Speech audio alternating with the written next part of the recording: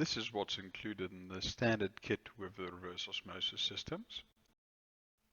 But for this video, what we're actually going to be installing is the way we like to have our systems here at FilterShop, kitted out with a few upgrade options that makes it perform much better than the standard unit, and with an extra tank to have a much bigger buffer of water for if we want to fill external bottles. First, we install the permeate pump, which gives the unit a much better efficiency than the standard system, as well as giving you a higher pressure in the storage tank and allowing you to store more water. This is how you'd connect it up. Then we install the membrane. You first disconnect the nut at the end, open the housing can clip off, apply some vaseline to all the seal surfaces.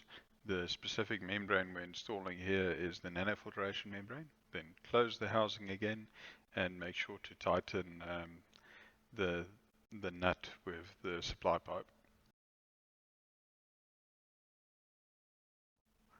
Then we install the filters. Again, any of the seal surfaces, it's a good idea to add some vaseline to, as well as a little bit on the thread. This just makes it much easier when the time comes to changing the filters to actually get the housings loose.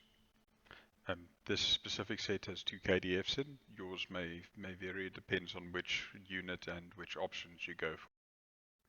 Then you can use a little bit of ptfe thread sealing tape to just place the valve on the tank.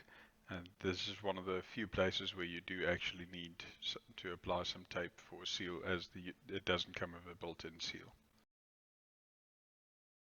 Next, you need to plan out your installation. We have a hole in the counter here, but it's too far away. Fortunately here, we've got enough space for 2 tanks and the system.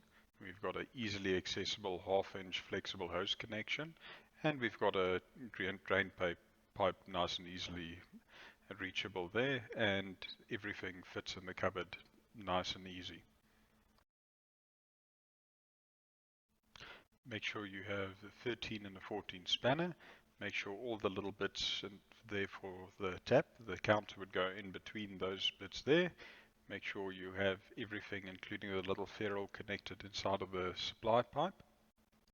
Then for your supply connector, place a thread sealing tape on the valve and screw it into the 1/2-inch or 3/4-inch connection, and then you can fit it under the counter. Once you have your valve fitted, make sure to place the pressure protection valve in on the line, as it will protect from pressure spikes.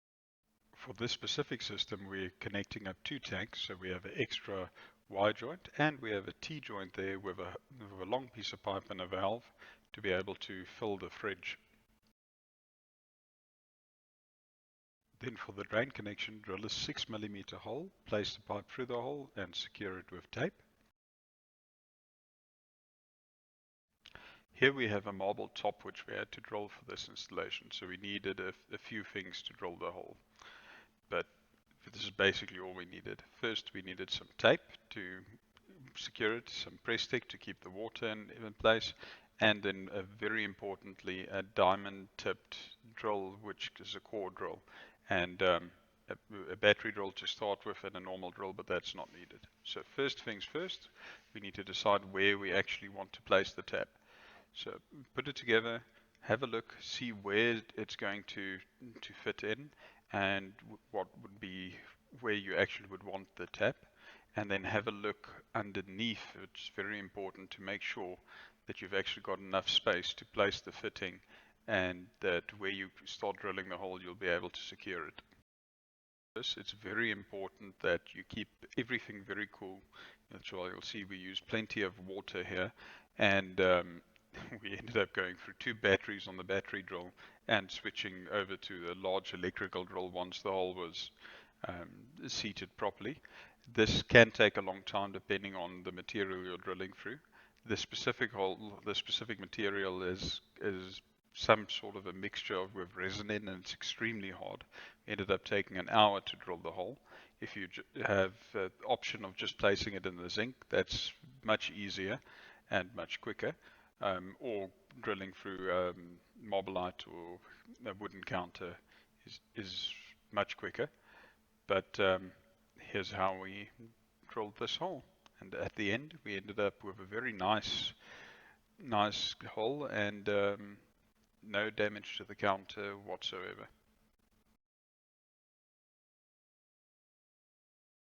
It is one of the areas in the installation, especially if you've got a hard countertop like we're showing here, where a lot of people prefer to get an external person out, even if it is just to drill the hole, because it does come with a risk of actually damaging the counter. But we feel it is something which you need to consider. If you're comfortable with doing it yourself, the risk isn't that big, but there is definitely a risk to take into consideration.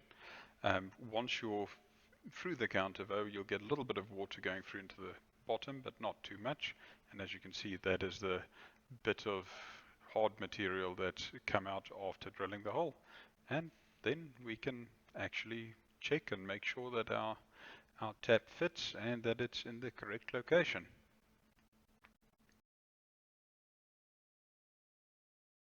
Then you can fasten it from underneath, make sure the thread is clear, put all the bits together, the rubber, the plastic, the little metal bit, and then the nut, tighten it with the spanner. Then you can connect up all the pipes. That is the product water pipe connected to the bottom of our tap. Then you have your pipe connected to the tanks on the other side. In our case, it's split between the hose and the two tanks. And make sure the tank valves are closed at the top there. Make sure the valve for the hose, if you add something like that, is closed.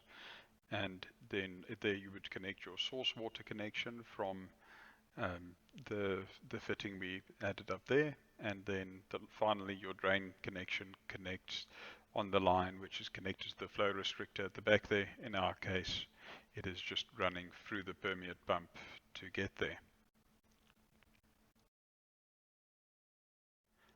Then open the water supply and check all your piping for leaks and make sure there isn't anywhere where there's any leaks. If there is, first close the water supply and fix them. Make sure to check in between everything in a lot of detail just in case there is something there. The system will start running now. Open the tap and make sure the tanks are closed, and then let the system flush for a while. This specific unit has a permeate pump, so the water comes through in pulses. After it's flushed for a little while, close the tap, let it build up pressure, and then you can open the tanks after a while and just let them fill up completely first, and then empty your first batch of water until the tanks are empty, and then you can close the taps and let it run again until it is full. Just double check that you don't have any leaks now, and then you can move everything into the cupboard, and then your installation is finished. And hope you enjoy having great filtered water.